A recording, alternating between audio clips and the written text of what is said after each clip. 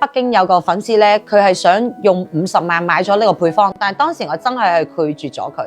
畢竟自己咁辛苦研發出嚟，唔係話你用錢就可以買得到㗎。Hello， 大家好，我係車厘子，我係14年開始專注涼拌海鮮，招牌都係芥辣生蠔，一定係選購牛奶生蠔，有涼拌龍蝦啦、涼拌膏蟹啦、有涼拌鮑魚啦、八爪魚啦，海鮮嘅品質一定會嚴選。生猛其實係最基本嘅要求，因為私房嘅定義係乜嘢？健康好食啊！你係用個心去製作，嗰陣時火度係大概一日可以出400幾份涼拌。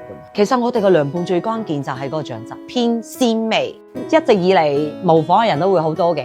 咁我亦都好多客人支持我，亦都係話其實貴我唔緊要啊，我一直睇重嘅就係你味道同新鮮感，食咗都會翻轉頭訂購，所以其實對脂肪呢個要求都係甚高。一條龍都係我自己包辦。我先生其實喺我創立私房到依家，佢係我幕後嘅最大嘅後盾。